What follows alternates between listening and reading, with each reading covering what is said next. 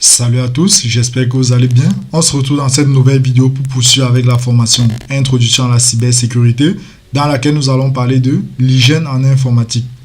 À la fin de cette vidéo, vous serez alors capable de penser de manière proactive à la cybersécurité, de résister aux menaces et aux problèmes de sécurité en ligne. Avant de poursuivre, nous allons aller répondre aux séries de questions posées dans la vidéo précédente. Alors, la première question était: quelle est la dernière étape d'un test d'intrusion? En A, on avait l'analyse et le reporting. B, collecte d'informations sur la cible. C, balayage. D, maintien d'accès. Eh bien, la réponse ici était A.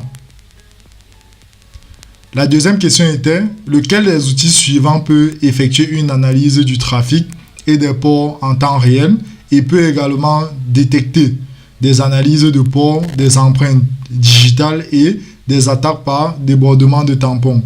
En A, on avait Nmap. B, FluxNet ou NetFlow. C, SIEM. D, Renifler ou Snort. Eh bien, la réponse ici était D. Je tiens également à féliciter tous ceux qui ont pris la peine de répondre et qui ont trouvé. Et pour ceux qui ne l'ont pas fait, je rappelle qu'elle se trouve à la fin de chacune de nos vidéos. Avant de commencer, si tu es nouveau sur cette chaîne, je te souhaite la bienvenue. Je pense que tu sais déjà de quoi on parle ici. Alors, si tu n'es pas encore abonné, abonne-toi et active la cloche de notification pour ne manquer aucune de nos prochaines vidéos et formations. Like, partage la vidéo et donne ton avis dans l'espace commentaire concernant le contenu. Ça permet de référencer et de soutenir la chaîne, les amis. Donc, je compte énormément sur vous.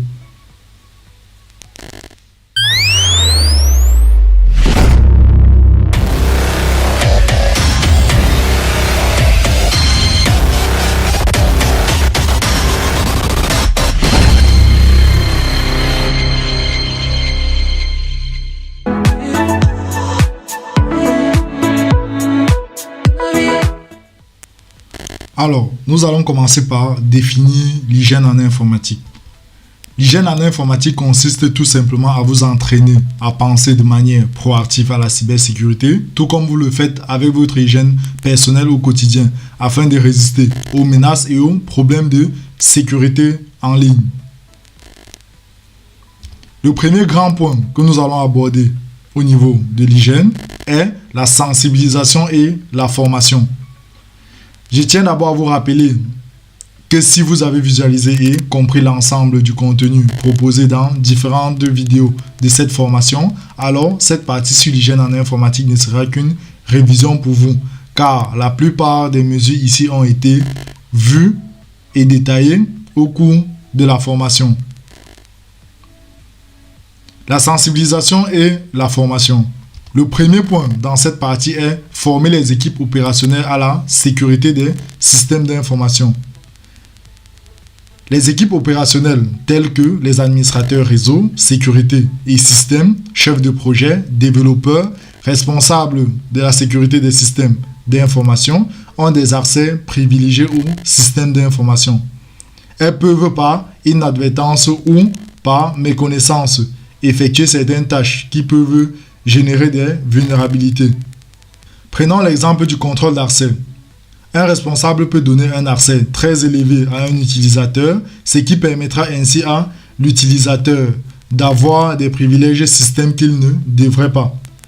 C'est pour cette raison que les équipes opérationnelles, pour être à l'état de l'art de la sécurité des systèmes d'information, doivent donc suivre à leur prise de fonction, puis à intervalles réguliers, des formations sur la législation en vigueur, les principaux risques et menaces, le maintien en conditions de sécurité, l'authentification et le contrôle d'accès, le paramétrage fin et le durcissement des systèmes, le cloisonnement réseau, la journalisation, pour ne citer que ceci.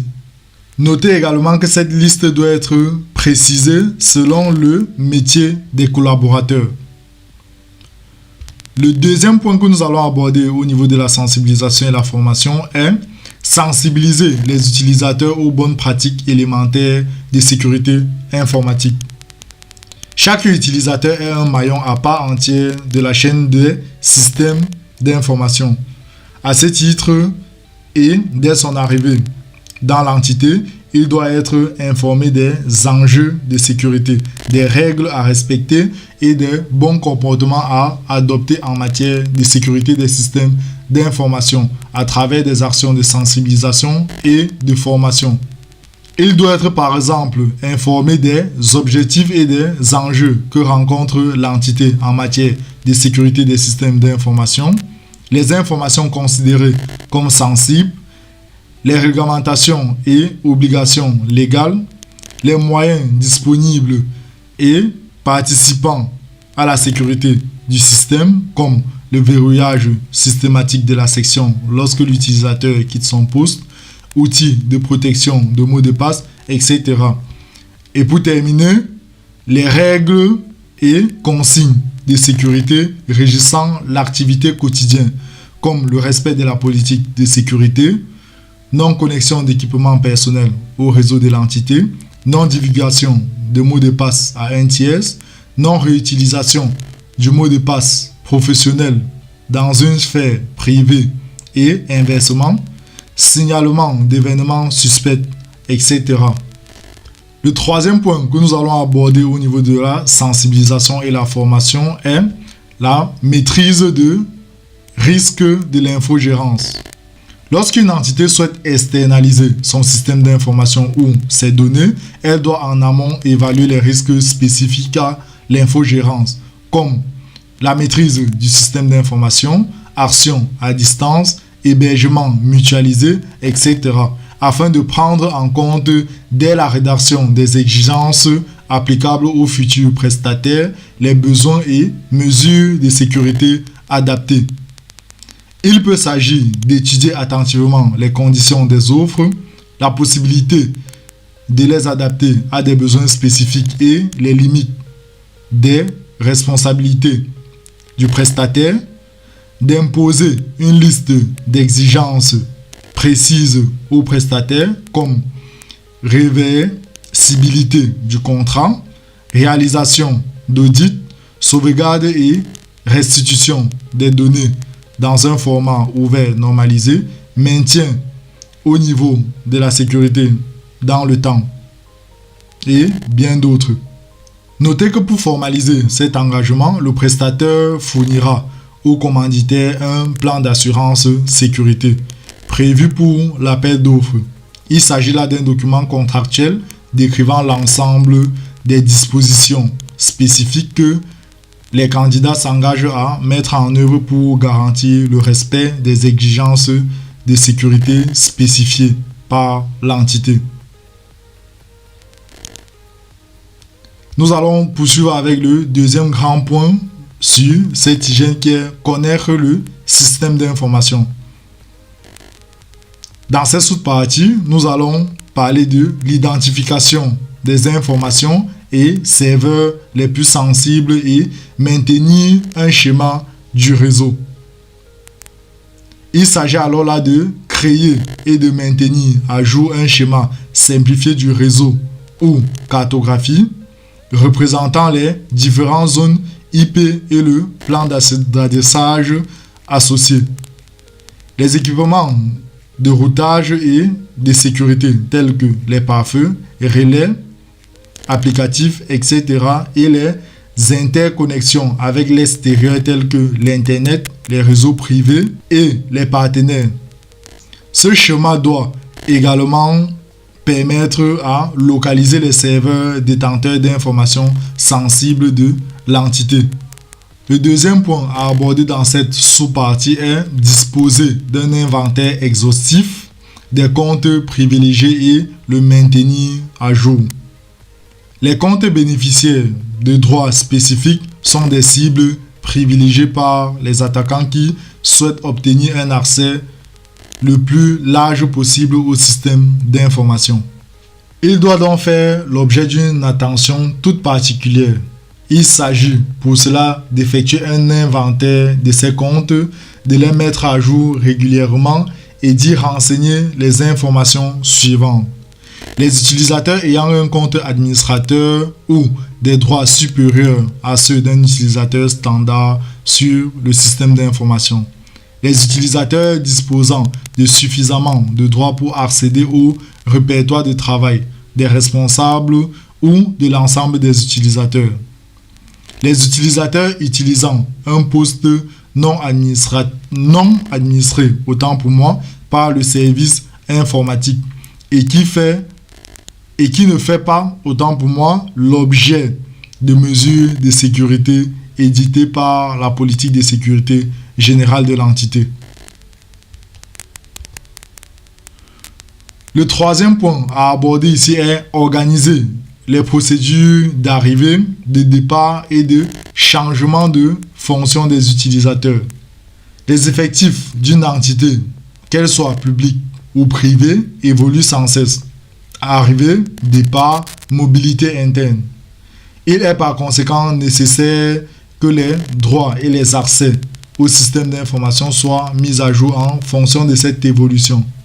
Il est notamment essentiel que l'ensemble des droits affectés à une personne soient révoqués lors de son départ ou en cas de changement de fonction. Les procédures d'arrivée et de départ doivent donc être définies en lien avec la fonction ressources humaines. Elle doit au minimum prendre en compte la création et la suppression des comptes informatiques et boîtes aux lettres associées, les droits et accès à attribuer et retirer à une personne dont la fonction change, la gestion des accès physiques ou locaux, l'affectation des équipements mobiles, la gestion des documents et informations sensibles. Le dernier point de cette partie sur connaître le système d'information est autoriser la connexion au réseau de l'entité au seul équipement maîtrisé. Pour garantir la sécurité de son système d'information, l'entité doit maîtriser les équipements qui s'y connectent, chacun constituant un point d'entrée potentiellement vulnérable. Les équipements personnels tels que les ordinateurs portables, tablettes, ordiphones sont par définition difficilement maîtrisables dans la mesure où ce sont les utilisateurs qui décident de leur niveau de sécurité. De la même manière, la sécurité des équipements dont sont dotés les visiteurs échappe à tout contrôle de l'entité. Seule la connexion des terminaux maîtrisés par l'entité doit être autorisée sur ces différents réseaux d'accès, qu'ils soient filaires ou sans fil. Le troisième grand point ici est authentifier et contrôler les accès. Nous allons commencer par identifier nommément chaque personne accédant au système et distinguer les rôles utilisateur-administrateur. Afin de faciliter l'attribution d'une action sur le système d'information en cas d'incident ou d'identifier d'éventuels comptes compromis, les comptes d'accès doivent être nominatifs. L'utilisation des comptes génériques tels que admin, user doivent être marginales et ceux-ci doivent pouvoir être rattachés à un nombre limité de personnes physiques. Le deuxième point à aborder ici est attribuer les bons droits sur les ressources sensibles du système d'information. Certaines des ressources du système peuvent constituer une source d'informations précieuses aux yeux d'un attaquant, comme le répertoire contenant des données sensibles, la base de données, boîte aux lettres électroniques, pour ne citer que ceci. Il est donc primordial d'établir une liste précise de ces ressources et pour chacune d'entre elles, de définir quelle population peut y avoir accès, de contrôler strictement son accès en s'assurant que les utilisateurs sont authentifiés et font partie de la population ciblée, d'éviter sa dispersion et sa duplication à des endroits non maîtrisés ou soumis à un contrôle d'accès moins strict. Nous allons poursuivre avec définir et vérifier des règles de choix et de dimensionnement des mots de passe. Nous avons détaillé cette partie au cours de cette formation, donc je te renvoie à visualiser la vidéo qui traite des mots de passe.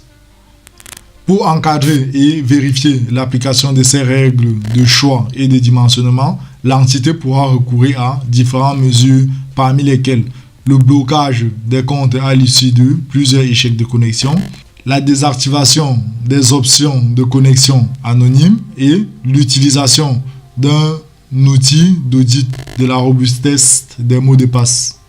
Nous allons poursuivre avec protéger les mots de passe stockés sur le système. Je te renvoie également à visualiser la vidéo qui traite des mots de passe pour plus de détails. Nous allons passer immédiatement à changer les éléments d'authentification par défaut sur les équipements et services. Les éléments d'authentification par défaut des composants du système doivent être modifiés dès leur installation et, s'agissant de mots de passe, être conformes aux recommandations précédentes en matière de choix, de dimensionnement et de stockage, car elles sont en général connues des cybercriminels. Il existe souvent des équipements dont le mot de passe est impossible à changer car il est durci et certifié. Vous devez immédiatement signaler cette vulnérabilité au constructeur. Nous allons poursuivre avec privilégier, lorsque c'est possible, une authentification forte. Il est vivement recommandé de mettre en œuvre une authentification forte nécessitant l'utilisation de 2 facteurs d'authentification différents parmi lesquels quelque chose que je sais, quelque chose que je possède, quelque chose que je suis. Un autre point à aborder sur cette hygiène est sécuriser les postes. Le premier point ici est mettre en place un niveau de sécurité minimal sur l'ensemble du parc informatique. L'utilisateur est dans de très nombreux cas la première porte d'entrée des attaquants vers le système. Il est donc fondamental de mettre en place un niveau de sécurité minimal sur l'ensemble du parc informatique de l'entité en implémentant les mesures suivantes. Limiter les applications installées et modules optionnels des navigateurs web au seul nécessaire. Doter les postes utilisateurs d'un pare-feu local et d'un antivirus. Chiffrer les partitions où sont stockées les données des utilisateurs. Désactiver les exécutions automatiques. Le deuxième point ici est se protéger des menaces relatives à l'utilisation des supports amovibles. Les supports amovibles peuvent être utilisés afin de propager des virus, voler des informations sensibles et stratégiques ou encore compromettre le réseau de l'entité. De tels agissements peuvent avoir des conséquences désastreuses pour l'activité de la structure cible. J'ai fait une vidéo dernièrement qui traite des supports amovibles où je vous montrais comment se protéger de ce type d'attaque. Je vous mettrai pour ceux qui sont intéressés le lien dans la description de cette vidéo. Il est préférable que les supports amovibles soient proscrits par le responsable chargé de la sécurité du système d'information. Le point suivant est utiliser un outil de gestion centralisé afin d'homogénéiser, autant pour moi, les politiques de sécurité. La sécurité du système d'information repose sur la sécurité du maillon le plus faible. Il est donc nécessaire d'homogénéiser la gestion des politiques de sécurité s'appliquant à l'ensemble du parc informatique de l'entité. L'application de ces politiques doit être simple et rapide pour les administrateurs, en vue notamment de faciliter la mise en œuvre des contre-mesures en cas de crise informatique. Pour cela, l'entité pourra se doter d'un outil de gestion centralisé. Par exemple, pour Microsoft, vous avez Active Directory, auquel il s'agit d'inclure le plus grand nombre d'équipements informatiques possible. Le point suivant est activer et configurer le pare-feu local des postes de travail. Après avoir réussi à prendre le contrôle d'un poste de travail, un attaquant cherchera souvent à étendre son intrusion aux autres postes de travail pour accéder aux documents des utilisateurs. Afin de rendre plus difficile ce déplacement latéral de l'attaquant, il est nécessaire d'activer le pare-feu local des postes de travail au moyen de logiciels intégrés ou spécialisés. L'administrateur peut également appliquer un filtrage de port sur les systèmes d'exploitation installés. Le point suivant est chiffrer les données sensibles transmises par voie Internet. Internet, comme vous le savez, est un réseau sur lequel il est quasi impossible d'obtenir des garanties sur le trajet que vont emprunter les données que l'on y envoie. Il est donc tout à fait possible qu'un attaquant se trouve sur le trajet de données transmises entre deux correspondants. Toutes les données envoyées par courriel ou transmises au moyen d'outils d'hébergement en ligne sont par conséquent vulnérables. Il est donc nécessaire de procéder à leur chiffrement systématique avant de les adresser à un correspondant ou les héberger. Nous allons poursuivre avec sécuriser le réseau, dans laquelle nous allons voir le premier point qui est segmenter le réseau et mettre en place un cloisonnement entre ces zones. Lorsque le réseau est à plat, sans aucun mécanisme de cloisonnement, chaque machine du réseau peut accéder à n'importe quelle autre machine.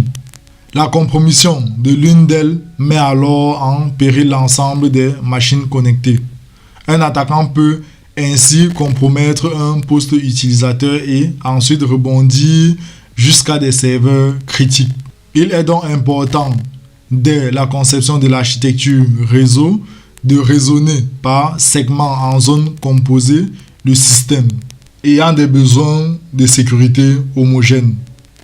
On pourra par exemple regrouper distinctement les serveurs d'infrastructure, des serveurs métiers, des postes de travail utilisateurs, des postes de travail administrateurs, des postes de téléphonie sur IP, etc.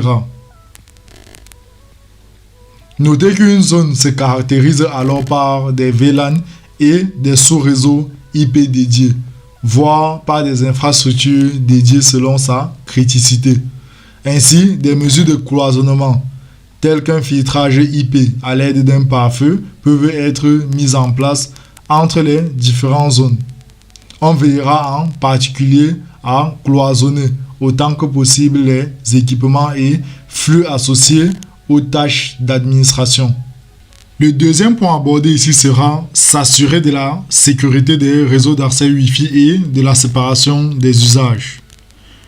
L'usage du Wi-Fi en milieu professionnel est aujourd'hui démocratisé, mais présente toujours des risques de sécurité bien spécifiques, tels que faible garantie en matière de disponibilité, pas de maîtrise de la zone de couverture pouvant mener à une attaque hors du périmètre géographique de l'entité, configuration par défaut des points d'accès peu sécurisés. Il faut noter que la segmentation de l'architecture réseau permet de limiter les conséquences d'une intrusion par voie radio à un périmètre déterminé du système d'information. Le flux en provenance des postes connectés au réseau d'accès Wi-Fi doit donc être filtré et restreint au seul flux nécessaire. De plus, il est important d'avoir recours prioritairement à un chiffrement robuste et à une authentification centralisée, si possible par certificat client des machines. Nous allons poursuivre avec utiliser des protocoles réseau sécurisés dès qu'il existe. Bien qu'il soit difficile d'en dresser une liste exhaustive, les protocoles les plus courants reposent sur l'utilisation de TLS et sont souvent identifiables par l'ajout de la lettre S pour Secure en anglais, à l'acronyme du protocole. Citons par exemple HTTPS pour la navigation web ou IMAP S, SMTPS ou POP S pour la messagerie. D'autres protocoles ont été conçus de manière sécurisée dès la conception pour se substituer à d'anciens protocoles non sécurisés. Citons par exemple SSH pour Secure Shell, venu remplacer les protocoles de communication historiques tels que Telnet et Airlogin. Nous allons poursuivre avec mettre en place une passerelle d'accès sécurisée à Internet. Il est recommandé de mettre en œuvre une passerelle sécurisée d'accès à Internet, comprenant au minimum un pare-feu au plus près de l'accès Internet pour filtrer les connexions et un serveur mandataire, embarquant différents mécanismes de sécurité. Celui-ci assure notamment l'authentification des utilisateurs et la journalisation des requêtes. Nous allons poursuivre avec cloisonner les services visibles depuis Internet du reste du système d'information. Une entité peut choisir d'héberger en interne des services visibles sur Internet. Au regard de l'évolution et du perfectionnement des cyberattaques sur Internet, il est essentiel de garantir un haut niveau de protection de ces services avec des administrateurs compétents, formés de manière continue et disponibles. Dans le cas contraire, le recours à un hébergement externalisé auprès des professionnels est privilégié. Le point suivant est protéger sa messagerie professionnelle. La messagerie est le principal vecteur d'infection du poste de travail, qu'il s'agisse de l'ouverture des pièces jointes contenant un code malveillant ou du clic malencontreux sur un lien redirigeant vers un site lui-même malveillant. Que l'entité héberge ou fasse héberger son système de messagerie, elle doit s'assurer de disposer d'un système d'analyse d'antivirus en amont des boîtes aux lettres des utilisateurs pour prévenir la réception des fichiers infectés, de l'activation du chiffrement TLS, des échanges entre serveurs de messagerie ainsi qu'entre les postes utilisateurs et les serveurs hébergeant des boîtes aux lettres. Nous allons poursuivre avec sécuriser les interconnexions réseau dédiées avec les partenaires. Cette interconnexion avec les partenaires externes peut se faire au travers d'un lien sur le réseau privé de l'entité ou directement sur Internet. Dans le second cas, il convient d'établir un tunnel site à site ou encore un tunnel site à site de préférence IPsec. Le point suivant est contrôler et protéger l'accès aux salles serveurs et aux locaux techniques. Les mécanismes de sécurité physique doivent faire partie intégrante de la sécurité des systèmes d'information et être à l'état de l'art afin de s'assurer qu'ils ne puissent pas être contournés aisément par un attaquant.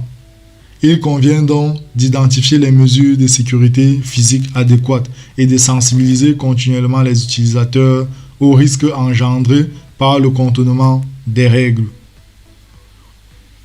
Nous allons poursuivre avec sécuriser l'administration, qui est aussi un point très important de l'hygiène informatique. Le premier point ici est interdire l'accès à Internet depuis les postes ou serveurs utilisés pour l'administration du système d'information. Un poste de travail ou un serveur utilisé pour les actions d'administration ne doit en aucun cas avoir accès à Internet en raison des risques que la navigation web et la messagerie font peser sur son intégrité. Poursuivons avec utiliser un réseau dédié et cloisonné pour l'administration du système d'information. Selon les besoins de sécurité de l'entité, il est recommandé de privilégier en premier lieu un cloisonnement physique des réseaux dès que cela est possible. Cette solution pouvant représenter des coûts et un temps de déploiement important. À défaut, de mettre en œuvre un cloisonnement logique cryptographique reposant sur la mise en place d'un tunnel IPsec. Ceci permet d'assurer l'intégrité et la confidentialité des informations véhiculées sur le réseau d'administration vis-à-vis du réseau bureautique des utilisateurs. Au minimum, de mettre en œuvre un cloisonnement logique par VLAN.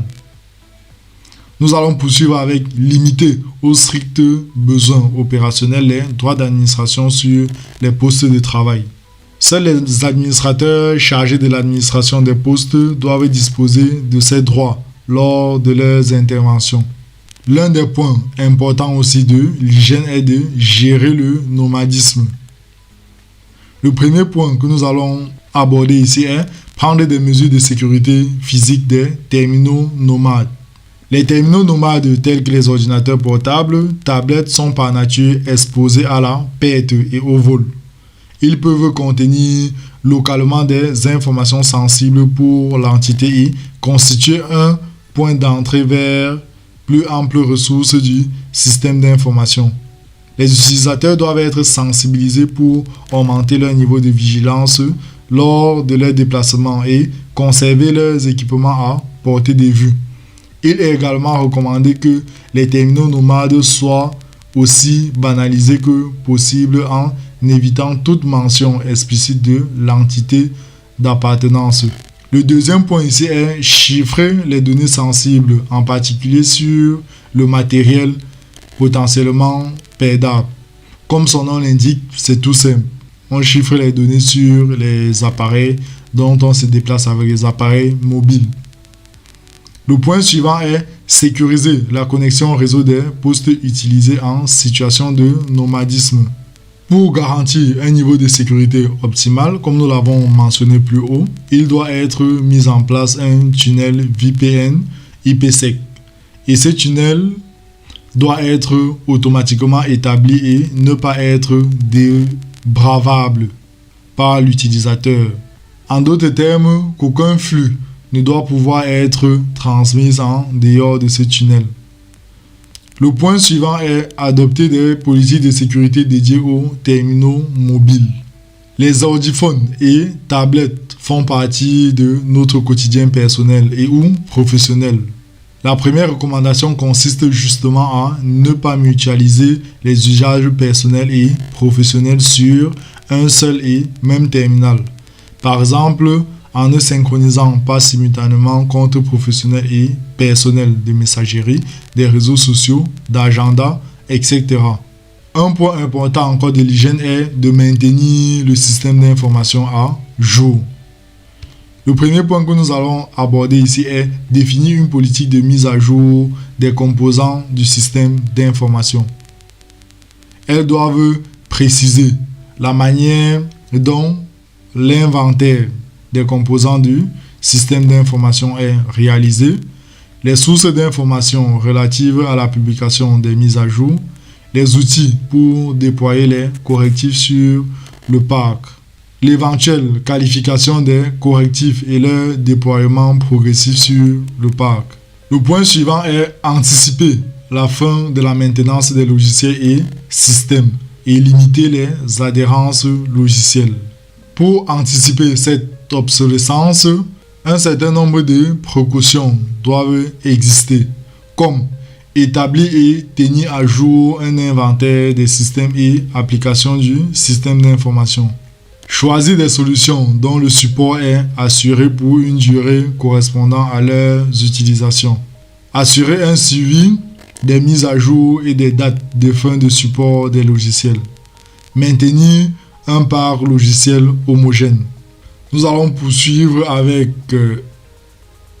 limiter les adhésions logicielles, c'est-à-dire les dépendances de fonctionnement d'un logiciel par rapport à un autre, en particulier lorsque le support de ces derniers arrive à son terme. Inclure dans le contrat avec les partenaires et fournisseurs des clauses garantissant le suivi des correctifs de sécurité et la gestion des obsolescences. Identifier les délais et ressources nécessaires. Nous allons terminer avec 3 points importants qui sont superviser, auditer et réagir. Le premier point dans cette partie est activer et configurer les journaux des composants les plus importants. Une étude contextuelle du système d'information doit être effectuée et les éléments suivants doivent être journalisés. Pare-feu, système et application, service. Le deuxième point est définir et appliquer une politique de sauvegarde des composants critiques. Cette politique doit au moins intégrer les éléments suivants.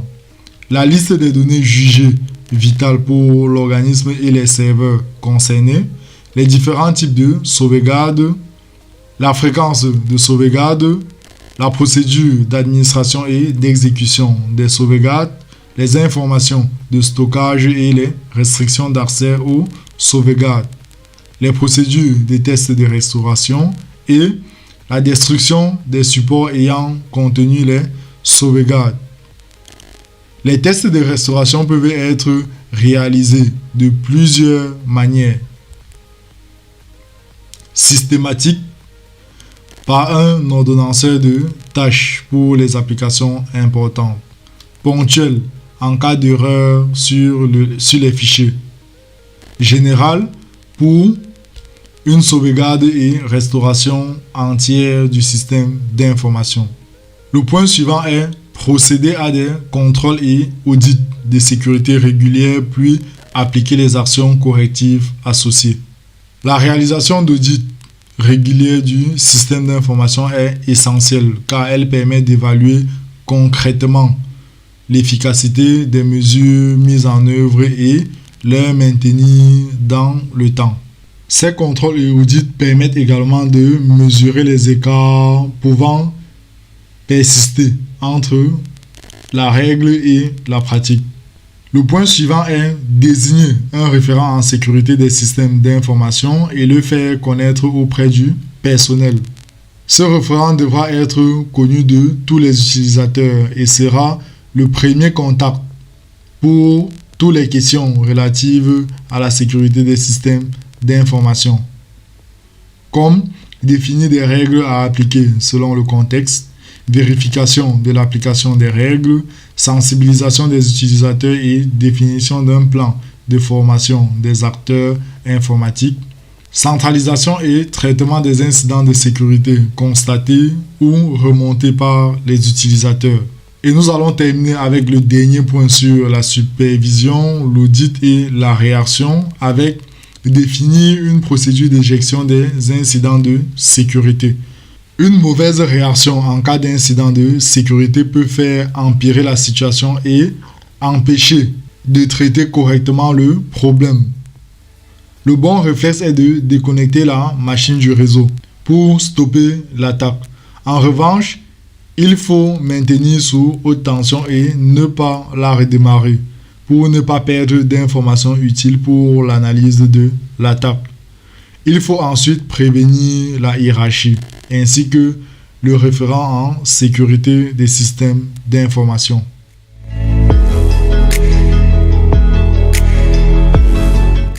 Nous allons conclure en disant que mettre toutes ces mesures en place demande du temps et peut être également un défi. Et notez que le risque zéro n'existe pas en cybersécurité. Je prends toujours la peine de vous le dire en fin de chacune des vidéos que j'ai fait dans cette formation. Donc, notez que même si vous mettez en place toutes ces politiques de sécurité, toutes ces recommandations que nous voyons au cours de la formation, il existe toujours un risque que vous soyez piraté.